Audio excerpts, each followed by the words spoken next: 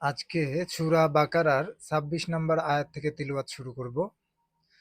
আউযু বিল্লাহি মিনাশ শাইতানির রাজিম। বিসমিল্লাহির রহমানির রহিম। ইন্নাল্লাহা লা ইয়াস্তাহয়ি আন ইয়াদরিবা মাসালাম মা বাউদাতান مثلا ما بعوضة فما فوقها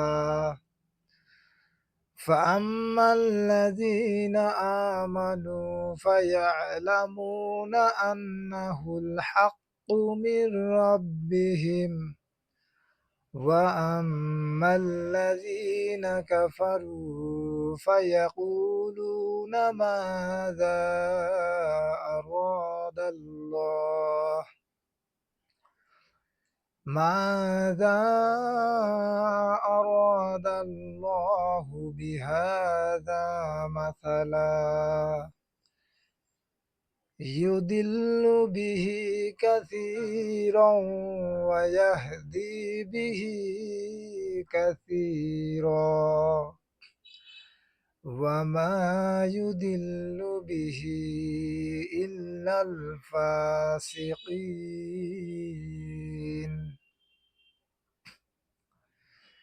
এখানে আল্লাহ পাক বলেছেন, নিশ্চয় আল্লাহ মাসি কিংবা তার চেয়েও ছোট কিছুর উপমা দিতে লজ্জা করেন না। সুতরাং যারা ঈমান এনেছে তারা জানে নিশ্চয়ই তা তাদের রবের পক্ষ থেকে সত্য।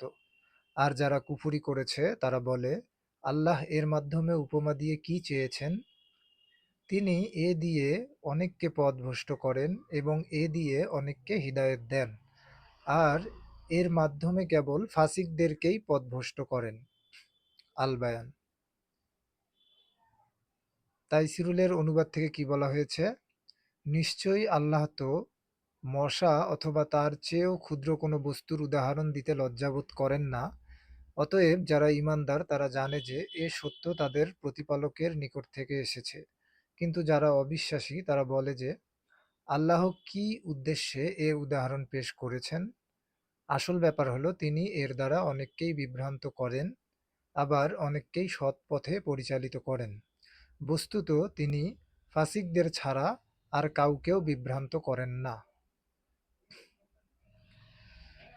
মুজিবুর রহমানের অনুবাদে বলা হয়েছে, নিশ্চয়ই আল্লাহ মশা অথবা তদপেক্ষা ক্ষুদ্রতর দৃষ্টান্ত বর্ণনা করতে লজ্জাবোধ করেন না। সুতরাং যারা ঈমান এনেছে তারা তো বিশ্বাস করবে যে এ উপমা তাদের রবের পক্ষ হতে খুবই স্থানোপযোগী হয়েছে। আর যারা কাফির সর্ব অবস্থায় তারা এটাই বলবে যে এসব নগণ্য বস্তুর উপমা দ্বারা আল্লাহর উদ্দেশ্যই বা কি? তিনি এর দ্বারা অনেককে বিপথগামী করেন এবং এর দ্বারা অনেককে সঠিক পথ প্রদর্শন করেন, আর এর দ্বারা তিনি শুধু ফাসিকদেরকেই বিপথগামী করে থাকেন। অন্য ওয়েবসাইটে কি বলা হয়েছে দেখি, এখানে শব্দে শব্দে ভেঙে পড়ার চেষ্টা করি। এখানে বলা হয়েছে ইন্নাল্লাহা, ইন্না মানে নিশ্চয়, ইন্নাল্লাহা মানে নিশ্চয়ই আল্লাহ, লা মানে না, ইয়াস্তাহজি লজ্জাবোধ করেন না, নিশ্চয় আল্লাহ লজ্জাবোধ করেন না, আই ইয়াদরিবা যে, ইয়াদরিবা মানে তিনি পেশ করবেন, মাসালাম মানে দৃষ্টান্ত, মা মা মানে যা, বাউদাতাং মানে হচ্ছে মশা, ফামা মানে কিংবা যা। এখানে মা মানে হচ্ছে যা, ফামা মানে হচ্ছে কিংবা যা। হ্যাঁ, তাহলে বাউদাতাং মানে হচ্ছে মশা, ফামা মানে হচ্ছে কিংবা যা, ফাওকহা মানে তার চেয়েও ক্ষুদ্রতর। তাহলে অর্থ কি দাঁড়াইলো? নিশ্চয়ই আল্লাহ তো মশা অথবা তার চেয়েও ক্ষুদ্র কোনো বস্তুর উদাহরণ দিতে লজ্জাবোধ করেন না। তারপরে বলা হচ্ছে ফাআম্মাল্লাযীনা, ফাআম্মা মানে হচ্ছে তাই, ফাআম্মাল্লাযীনা মানে হচ্ছে তাই যারা, আমানু মানে ঈমান এনেছে, তাই যারা ঈমান এনেছে, ফায়ালামুনা জানতে পারে তখন, আন্নাহুল হাক্কু নিশ্চয়ই তা নিশ্চয়ই, আন্নাহুল হাক্কু, হাক্কু মানে হক বা সত্য, মির রব্বিহিম, মির রব্বিহিম হ্যাঁ, তাদের রবের পক্ষ হতে বা পক্ষ থেকে। তাহলে পরিপূর্ণ অর্থ কি দাঁড়াইলো? অতএব যারা ঈমানদার তারা জানে যে এ সত্য তাদের প্রতিপালক বা রবের নিকট থেকে এসেছে বা তাদের রবের পক্ষ থেকে এসেছে। তারপরে বলা হয়েছে ওয়া আম্মাল্লাযীনা, এর আগে পড়লাম ফা আম্মাল্লাযীনা মানে তাই যারা, ফা আম্মাল্লাযীনা মানে তাই যারা, আমানু মানে ঈমান এনেছে। হুম। আর এখানে ওয়া আম্মাল্লাযীনা মানে পক্ষান্তরে যারা, কাফারু, কাফেরু মানে কাফের, অবিশ্বাস করেছে। আল্লাহ এবং আল্লাহর রাসূলকে যারা অবিশ্বাস করে তারা কাফের। ওয়া আম্মাল্লাযীনা কাফারু, পক্ষান্তরে যারা অবিশ্বাস করেছে, ফায়াকুলুনা তারা বলে তখন, মাযা কি, আরাদাল্লাহু, হ্যাঁ, কি চেয়েছেন, আরাদা মানে চেয়েছেন, কি চেয়েছেন, আরাদাল্লাহ মানে আল্লাহ, কি চেয়েছেন আল্লাহ, বিহাজা এই দিয়ে, মাসালা মানে উপমা, এই উপমা দিয়ে আল্লাহ কি চেয়েছেন। তাহলে পরিপূর্ণ অর্থ দাঁড়ালো, কিন্তু যারা অবিশ্বাসী তারা বলে যে আল্লাহ কি উদ্দেশ্যে এ উদাহরণ পেশ করেছেন। তারপরে বলা হচ্ছে ইউদিল্লু বিহি, ইউদিল্লু মানে তিনি বিভ্রান্ত করেন, বিহি মানে তা দিয়ে, কাসির, কাসির মানে অনেককে, তিনি বিভ্রান্ত করেন তা দিয়ে অনেককে, ওয়াইয়াহদি মানে এবং পথ প্রদর্শন করেন, বিহি মানে তা দিয়ে, কাসির মানে অনেককে। তাহলে এখানে তিনি বিভ্রান্ত করেন তা দিয়ে অনেককে, তিনি পথ প্রদর্শন করেন তা দিয়ে অনেককে। আর এখানে আহ, অর্থ করা হয়েছে বস্তুত, সরি, আসল ব্যাপার হলো তিনি এর দ্বারা অনেককেই বিভ্রান্ত করেন, আবার অনেককেই সৎ পথে পরিচালিত করেন। শেষে বলা হচ্ছে ওয়ামা ইউদিল্লু, ওয়ামা মানে হচ্ছে এবং না, ইউদিল্লু মানে বিভ্রান্ত করেন, বিহি মানে এ দিয়ে, ইল্লা মানে ছাড়া, হ্যাঁ, ফাসিকিন মানে সত্যত্যাগীদেরকে, ফাসিকিন মানে ফাসেক যারা, হ্যাঁ, সত্যত্যাগী যারা, হ্যাঁ, তাদেরকে। শেষে বলা হলো বস্তুত তিনি ফাসিকদের ছাড়া আর কাউকেও বিভ্রান্ত করেন না। তো এই আয়াত থেকে কি বোঝা গেল? এখানে আহ, তিনজন অনুবাদকের তিনটি অনুবাদ আমরা পড়েছি। এখান থেকেই আমরা একটু বোঝার চেষ্টা করি আল্লাহ পাক কি বলতে চেয়েছেন। আল্লাহ বলতে চেয়েছেন যে নিশ্চয়ই আল্লাহ মাছি, মশা, হ্যাঁ, বা এরকম যে কোনো ক্ষুদ্র থেকে ক্ষুদ্রতর জীব বা প্রাণী বা বস্তু বা যে কোনো জিনিস দিয়ে আল্লাহ তার, হ্যাঁ, আল্লাহ তার দৃষ্টান্ত, উপমা বা উদাহরণ দিতে লজ্জাবোধ করেন না। এবং তার পরপরই বলা হয়েছে সুতরাং যারা ঈমান এনেছে, হ্যাঁ, যারা বিশ্বাস করেছে তারা জানে নিশ্চয়ই তা তাদের রবের পক্ষ থেকে সত্য, বা অতএব যারা ঈমানদার তারা জানে যে এ সত্য তাদের প্রতিপালকের নিকট থেকে এসেছে। হ্যাঁ, তো আল্লাহ যদি ক্ষুদ্র থেকে ক্ষুদ্রতর কোনো বস্তু বা প্রাণী বা জীব দিয়ে উদাহরণ দেন, তিনি তো লজ্জাবোধ করেনও না। সেই সাথে যারা ঈমানদার, হ্যাঁ, তারা এটা নিয়ে সংশয় বা সন্দেহ পোষণ করে না। কিন্তু যারা অবিশ্বাসী, হ্যাঁ, তারা বলে যে আল্লাহ কি উদ্দেশ্যে এই উদাহরণ পেশ করেছেন, হ্যাঁ, তারা এই ব্যাপারে সন্দেহ পোষণ করে, সংশয় পোষণ করে এবং ঠাট্টা বিদ্রূপও করে থাকে। তারপরে বলা হয়েছে আসল ব্যাপার হলো তিনি এর দ্বারা অনেককেই বিভ্রান্ত করেন, আবার অনেককেই সৎপথে পরিচালিত করেন। তো এই আয়াত দ্বারা কিন্তু অনেক ইসলাম বিদ্বেষী নাস্তিক, হ্যাঁ, তারা কিন্তু এই আয়াতের এতটুকুর অপব্যাখ্যা করার চেষ্টা করবে। হুম, কোরআনের একটি আয়াত বা একটি আয়াতের অংশ শুধু অর্থ পড়েই কিন্তু এর সারমর্ম বা এর ভাবার্থ, হ্যাঁ, এর গভীরতা কিন্তু বোঝা কিন্তু মুশকিল, বা এর ব্যাখ্যা বা তাফসির, হ্যাঁ, সহজেই কিন্তু অনেক সময় বোঝা যাবে না। তো কেউ যদি আপনাকে, ইসলাম বিদ্বেষী কেউ যদি, বা যার জ্ঞান বুঝ কম, হ্যাঁ, কোরআন এবং হাদিসের ব্যাপারে যার জ্ঞান কম, হ্যাঁ, পড়াশোনা কম, সে যদি এরকম শুধুমাত্র আয়াতের এই অংশটুকু পড়ে, তিনি এর দ্বারা অনেককেই বিভ্রান্ত করেন, তার মানে সে অনেক সময় বুঝাতে যাবে ইসলাম বিদ্বেষীরা যে আল্লাহ ইচ্ছা করেই অনেককে বিভ্রান্তি করেন, আবার অনেককেই সঠিক পথে পরিচালিত করেন। এটা আল্লাহ ইচ্ছা করেই, আমাদের এখানে করার কিছু নেই। হ্যাঁ, এখানে অনেক ইসলাম বিদ্বেষী নাস্তিকরা কিন্তু এভাবে ব্যাখ্যা করার ট্রাই করবে। কিন্তু আপনারা মাথায় রাখবেন যে আয়াতের শুধুমাত্র একটু অংশ নিয়ে, হ্যাঁ, শুধু শাব্দিক অর্থ বলে কিন্তু এর গভীরতা বা এর ভাবার্থ কিন্তু প্রকাশ করা যাবে না। তো যাই হোক, এখানে আমি যেটা বলতে চাই যে এখানে তিনি এর দ্বারা অনেককেই বিভ্রান্ত করেন। আবার তার আগে আল বায়ানের অনুবাদে বলা হয়েছে যে তিনি এ দিয়ে অনেককে পথভ্রষ্ট করেন, বিভ্রান্ত করেন, পথভ্রষ্ট করেন, বা মুজিবুর রহমান বলেছেন যে বিপদগামী করেন। হ্যাঁ, যাই বলা হোক, এখানে কিন্তু ফিক্স করে বা নির্দিষ্ট করে কোনো ব্যক্তির নাম বলা হয়নি যে রহিম, করিম, সালমা, হ্যাঁ, নাজমা, মৌসুমী, হ্যাঁ, এরকম কিন্তু নির্দিষ্ট কারো নাম বলা হয়নি। তো এই বিভ্রান্তকারীদের মধ্যে আমি, আপনি বা অন্য কেউই থাকতে পারে।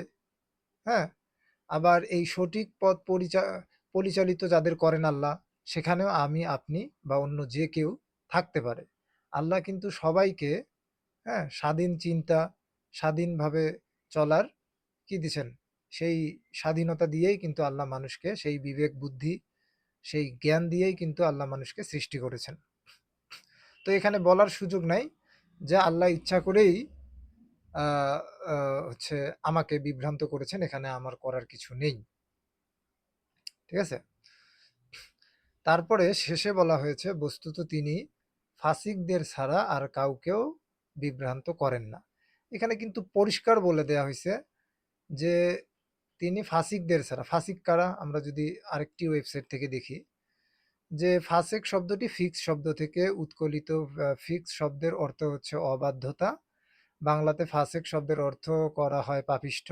যে ব্যক্তি নিয়মিত কবিরা গুনাতে লিপ্ত থাকে অথবা প্রকাশ্যে আল্লাহর নিষিদ্ধ ঘোষিত হারাম কাজ করতে অভ্যস্ত এবং তওবা করে পাপ কাজ থেকে ফিরে আসে না, তাকে ফাসেক বলা হয়।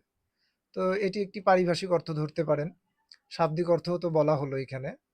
এবং সেই সাথে নিচে আরো বলা হয়েছে যে একজন মুমিন ব্যক্তি যখন পাপাচারে জড়িয়ে যায় তখন সে ফাসেক হিসেবে পরিগণিত হয়। তাহলে একজন মুমিন ব্যক্তিও কিন্তু ফাসেক হতে পারে। ঠিক আছে? তারপরে বলা হয়েছে তবে পাপাচারের কারণে তাকে কাফের বলা যাবে না যতক্ষণ না তার মাঝে কাফের হওয়ার শর্তাবলী যথাযথভাবে না পাওয়া যাবে। হ্যাঁ, ততক্ষণ তাকে কি বলা যাবে না? কাফের বলা যাবে না। আরেকটি ওয়েবসাইটে বলা হয়েছে, এখানে দেখেন, যে ফাসিকের কিছু লক্ষণ বা হওয়ার কারণ: ইসলামিক আইন বা বিধিনিষেধগুলো লঙ্ঘন করা, কবিরা গুনাহ করা বা বড় পাপ, ফরজ ও ওয়াজিব কাজ ইচ্ছাকৃত ত্যাগ করা, ছোট ছোট পাপ বা গুনাহ নিয়মিত করা।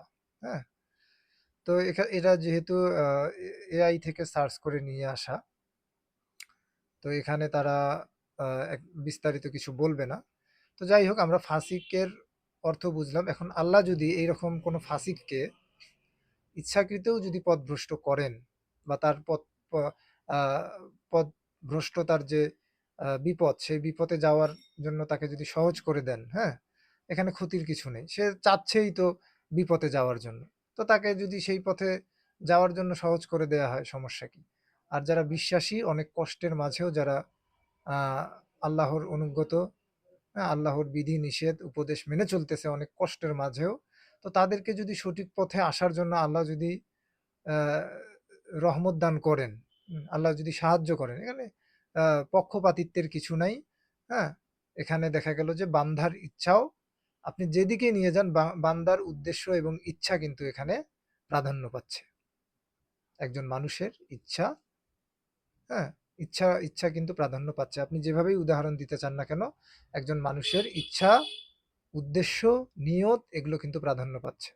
সেটার উপর ভিত্তি করেই আল্লাহ কিন্তু তাকে সেই সেই পথে যাওয়ার জন্য অনেক সময় কি করেন? সহজ করে দেন। আর এখানে বলেই দিয়েছেন তিনি ফাসিকদের ছাড়া আর কাউকেও কিন্তু বিভ্রান্ত করেন না। আর এখানে কোথাও ফিক্স করে কোনো ব্যক্তির নাম, হ্যাঁ, উল্লেখ করা নেই, সেটা যে কেউ হতে পারে। আচ্ছা, যাই হোক, এই আয়াতের কোরআন.কম থেকে আমরা তাফসিরটা একটু পড়ে নিই। এখানে তাফসির দেয়া আছে। দেখি তারা কি বলেছে। তো এই আয়াতের সূরা বাকারার ২৬ নম্বর আয়াতের তাফসিরে এখানে ৩ টি পয়েন্ট দ্বারা তারা তাফসির করেছেন। এখানে বলা হয়েছে, যখন মহান আল্লাহ অকাট্য দলিল দ্বারা সাব্যস্ত করে দিলেন যে কোরআন এক মুজেজা অলৌকিক নিদর্শন, তখন কাফেররা অন্যভাবে অভিযোগ উত্থাপন করে বলল যে যদি এটা আল্লাহর বাণী হতো তাহলে এমন মহান সত্তার অবতীর্ণ করা বাণীতে এত ছোট ছোট জিনিসের দৃষ্টান্ত থাকতো না। আল্লাহ তাআলা তাদের কথার উত্তর দিয়ে বলেন যে কথার পরিষ্কার ব্যাখ্যা দানের উদ্দেশ্যে এবং কোনো যুক্তিসঙ্গত কারণে দৃষ্টান্তসমূহ পেশ করাতে কোনো দোষ নেই। আর এজন্য এতে কোনো লজ্জা সংকোচও নেই। তারপরে যাই হোক, এখানে কিছু শব্দ দিয়ে তার আরবি শব্দ দিয়ে তার অর্থ দেয়া হয়েছে। আমি সেদিকে যাচ্ছি না। আমি ২ নাম্বার পয়েন্টে যাচ্ছি। আল্লাহর উপস্থাপিত দৃষ্টান্তসমূহ দ্বারা, হ্যাঁ? দৃষ্টান্তসমূহ দ্বারা ঈমানদারদের ঈমান বর্ধিত হয় এবং কাফেরদের কুফরি বৃদ্ধি পায়। আর এসব কিছু আল্লাহর কুদরতি নিয়ম ও তার ইচ্ছার ভিত্তিতেই হয়, যেটাকে কোরআনের একটি আয়াত দেয়া হয়েছে। আমি তাকে ওই দিকেই ফেরাবো যে দিক সে অবলম্বন করেছে। সূরা নিসার ১১৫ নাম্বার আয়াতে বলা হয়েছে। হ্যাঁ? তো দেখেন, এখানেও কিন্তু বান্দার ইচ্ছার বা উদ্দেশ্যর বা নিয়তের প্রাধান্য পাচ্ছে। আমি তাকে ওই দিকেই ফেরাবো যে দিকে সে অবলম্বন করেছে। ঠিক আছে? হাদিসেও বলা আছে প্রত্যেকের জন্য সে জিনিস সহজ করা হয় যার জন্য তাকে সৃষ্টি করা হয়েছে। আচ্ছা, ৩ নম্বর পয়েন্টে ফাসিক, এখানে বলা হয়েছে ফাসিক আল্লাহর অনুগত থেকে বের হয়ে যাওয়াকে বলে।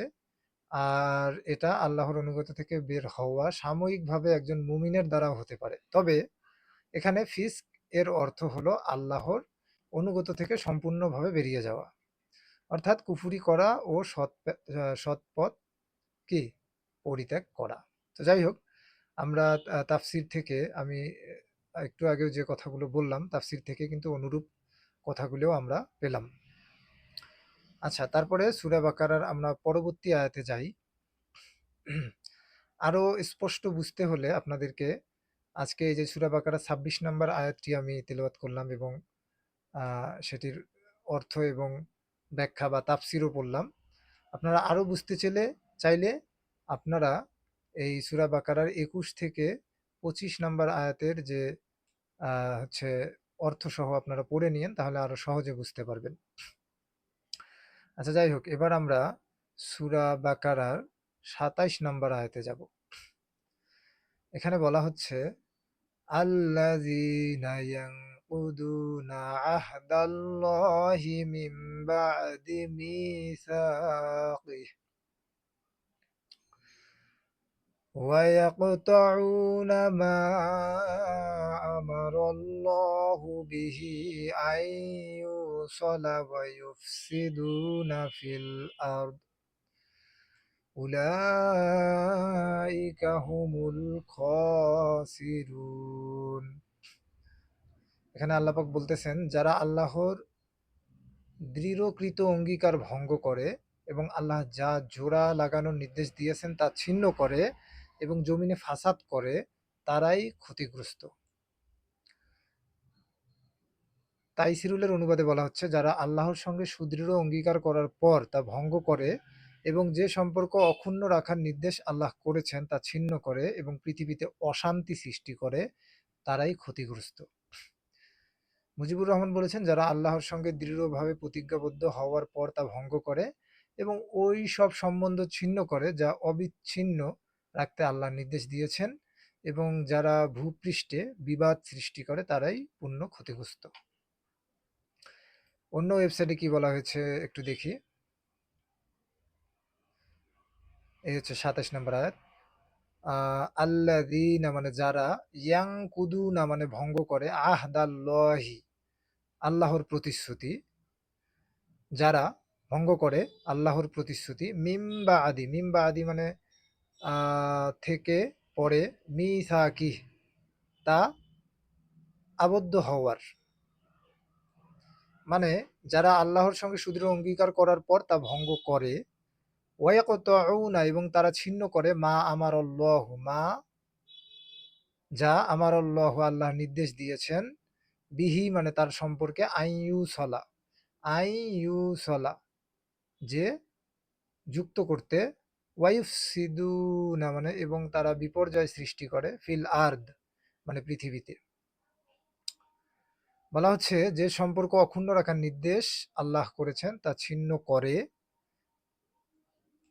উলা উলাইকা হুমুল খসিরুন, খসিরুন মানে ক্ষতিগ্রস্ত, উলাইকা মানে ওই সব লোক, হুমুল মানে তারাই, পৃথিবীতে অশান্তি সৃষ্টি করে তারাই ক্ষতিগ্রস্ত।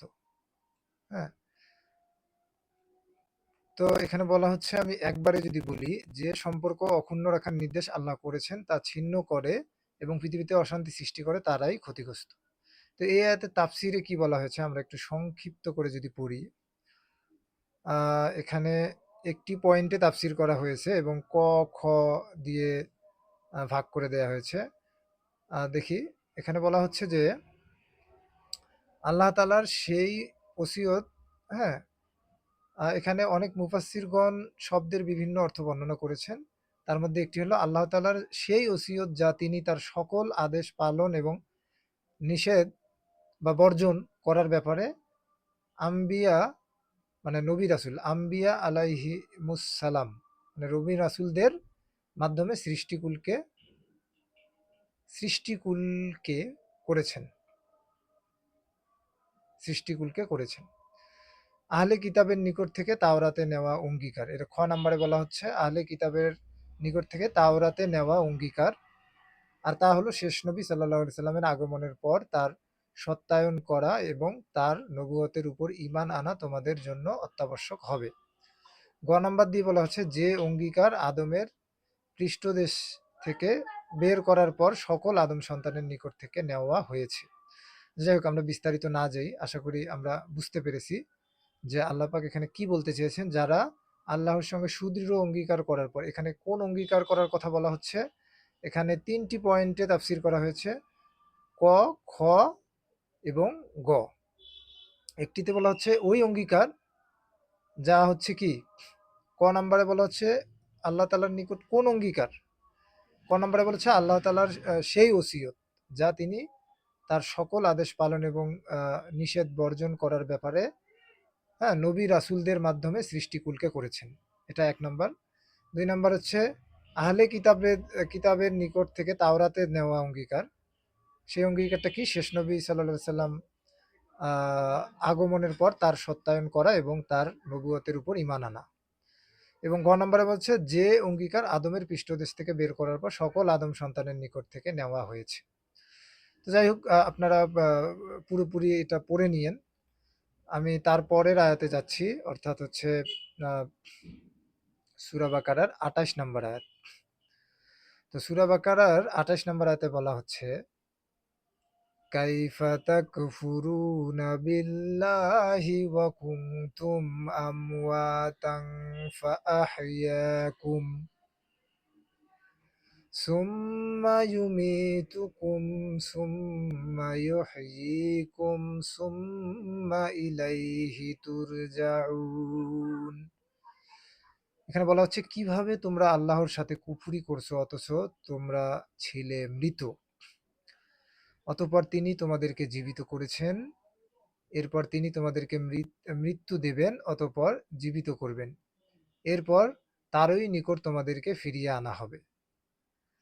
তো এইরকম একটি কথা, হ্যাঁ, তোমরা কিভাবে আল্লাহর সাথে কুফরি করো, যিনি তোমাদের জীবিত করেছেন, তোমরা মৃত, তোমরা ছিলে মৃত, হ্যাঁ, তিনি যিনি তোমাদের জীবিত করেছেন, আবার যিনি তোমাদেরকে মৃত্যু দেবেন, আবার জীবিত করবেন, এই রকম একটি কথা কে বলতে পারে? একজন মানুষ বলতে পারবে? বলতে পারলে তো তাকে সেটার প্রমাণ দিতে হবে, করে দেখাইতে হবে। তো ঠিক আছে, তো যাই হোক, এখানে আল বায়ানের অনুবাদ থেকে বলা হলো, এবার তাইসিরুলের অনুবাদে কি বলা হয়েছে, তোমরা আল্লাহকে কিভাবে অস্বীকার করেছো। কুফরি মানে অস্বীকার করা।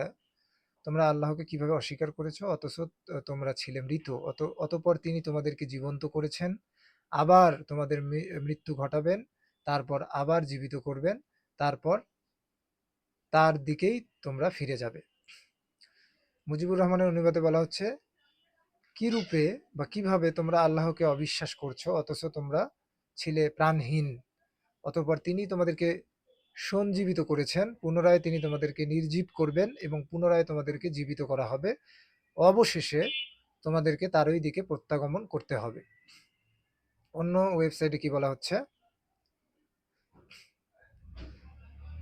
কাইফা কি কিভাবে বা কি রূপে, তাক ফুরু না তোমরা, তাক ফুরু না মানে তোমরা অবিশ্বাস করবে, বিল্লাহি আল্লাহর উপর, ওয়াকুনতুম অথচ তোমরা ছিলা আমওয়া আমওয়া তান আমওয়াতান মানে মৃত অবস্থায়, ফাআহইয়া পরে তিনি তোমাদের জীবিত করেছেন, ফাআহইয়াকুম হ্যাঁ পরে তিনি তোমাদের জীবিত করেছেন। তাহলে বলা হচ্ছে তোমরা আল্লাহকে কিভাবে অস্বীকার করছো অথচ তোমরা ছিলে মৃত, অতঃপর তিনি তোমাদেরকে জীবন্ত করেছেন। সুম্মা ইউমিতুকুম সুম্মা এরপর ইউমিতুকুম তোমাদের মৃত্যু দেবেন, ইউমিতুকুম মৌত মৌত বলে ইউমিতুকুম, হ্যাঁ। সুম্মা এরপর ইউহয়িকুম তোমাদের জীবিত করবেন, সুম্মা মানে এরপর ইলাইহি তার দিকেই তুরজাউন ফিরে যেতে হবে তোমাদেরকে। তাহলে এখানে বলা হচ্ছে আহ আবার তোমাদের মৃত্যু ঘটাবেন, তারপর আবার জীবিত করবেন, তারপর তারই দিকে তোমাদের ফিরে যেতে হবে বা ফিরে যাবে। যাই হোক, তারপরের আয়াতে আমরা যাই, সূরা বাকারার এবার আমরা যাব 29 নম্বর আয়াতে। হুয়াল্লাযী খলাকা লাকুম মা ফিল আরদি জামিআ সুম্মা ইস্তাওয়া ইলাস সামাই ফাসাওয়াহুন্না সাবআ সামাওয়াত ওয়া হুয়া বিকুল্লি শাইইন আলিম। এখানে বলা হচ্ছে তিনি জমিনে যা আছে সব তোমাদের জন্য সৃষ্টি করেছেন, তারপর আসমানের প্রতি খেয়াল করলেন এবং তাকে ৭ আসমানে সুবিন্যস্ত করলেন, আর সব কিছু সম্পর্কে তিনি সম্যক জ্ঞাত। তাইসিরুলের অনুবাদে বলা হচ্ছে পৃথিবীর সবকিছু তিনি তোমাদের জন্য সৃষ্টি করেছেন, মানে মানুষের জন্য সৃষ্টি করেছেন। হ্যাঁ, তারপরে বলা হচ্ছে তারপর তিনি আকাশের দিকে মনোসংযোগ করেন এবং তা সপ্তাকাশে বিন্যস্ত করেন, তিনি সকল বিষয়ে বিশেষভাবে অবহিত। পৃথিবীতে যা কিছু আছে সমস্তই তিনি তোমাদের জন্য সৃষ্টি করেছেন, অতঃপর তিনি আকাশের প্রতি মনোসংযোগ করেন, অতঃপর সপ্ত আকাশ সুবিন্যস্ত করেন এবং তিনি সর্ববিষয়ে মহাজ্ঞানী।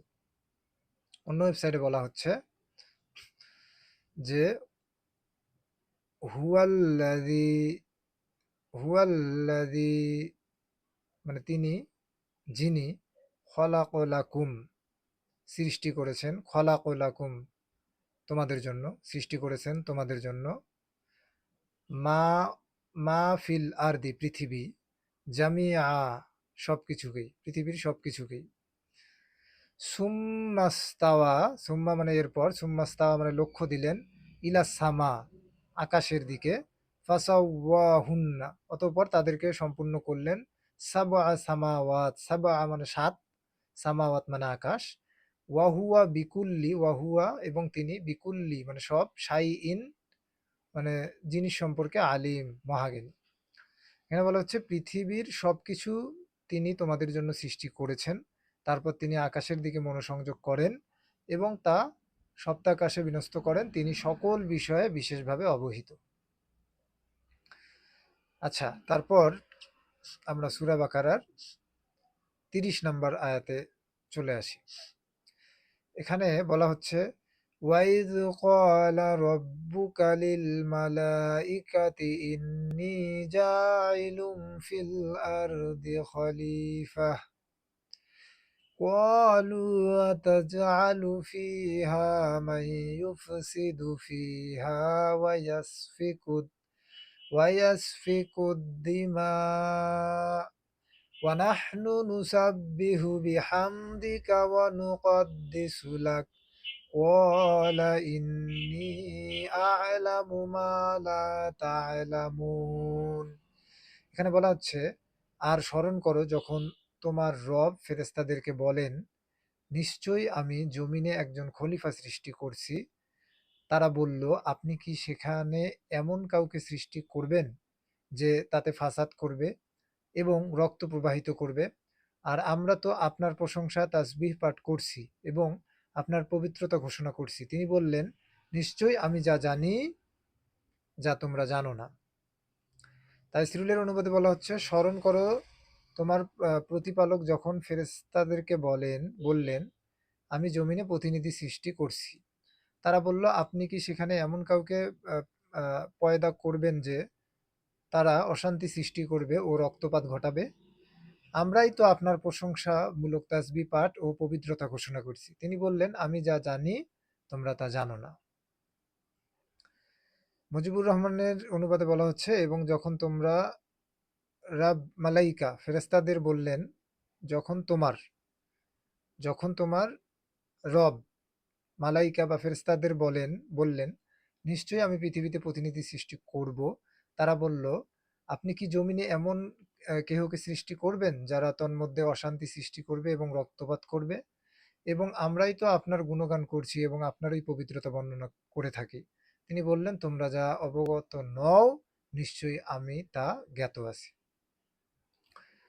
অন্য ওয়েবসাইটে বলা হচ্ছে, ওয়াইজ কলা, ওয়াইজ এবং স্মরণ করো যখন কলা বলেছিলেন, ওয়াইজ এবং স্মরণ করো যখন কলা বলেছিলেন রব্বুকা তোমার রব, লিল মালাইকাতি মানে ফেরেশতাদের উদ্দেশ্যে, ইন্নি নিশ্চয়ই জাইলুং সৃষ্টিকারী ফিল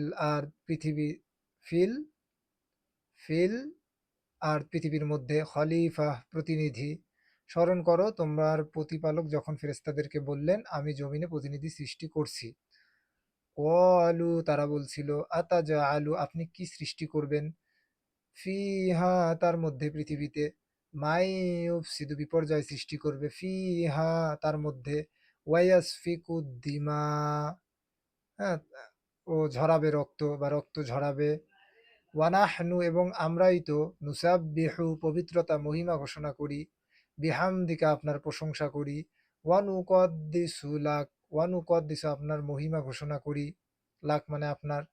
অলা আহ, তিনি বলেছিলেন, ইন্নি নিশ্চয়ই আমি, আলামু জানি, মা যা লা না তা আলামুন তোমরা জানো। তারপরে বলা হচ্ছে, তারা বলল, আপনি কি সেখানে এমন কাউকে পয়দা করবেন যে অশান্তি সৃষ্টি করবে ও রক্তপাত ঘটাবে? আমরাই তো আপনার প্রশংসামূলক তাসবিহ পাঠ ও পবিত্রতা ঘোষণা করি। তিনি বললেন, আমি যা জানি তোমরা তা জানো না। তো যাই হোক, আজকে এই সূরা বাকারা ৩০ নাম্বার আয়াত থেকেই আমরা শেষ করব, কিন্তু শেষ করার আগে দুটি কথা বলে নেই। সূরা বাকারা ২৬ থেকে এই ৩০ নাম্বার আয়াত আজকে যে তিলাওয়াত করা হলো অনুবাদ সহ অর্থ সহ, এখানে অবিশ্বাসী যারা কাফের নাস্তিক তাদের জন্য কিন্তু এই আয়াতগুলো নোট করে রাখা যেতে পারে। এখানে গুরুত্বপূর্ণ কিছু কথা বলা হয়েছে অবিশ্বাসীদের জন্য, এবং আমি মনে করি সূরা বাকারার ২১ নম্বর আয়াত থেকে ২৫, আবার ২৬ থেকে ৩০, হ্যাঁ, প্রত্যেকটি আয়াতের সাথে একটি সংযোগ আছে।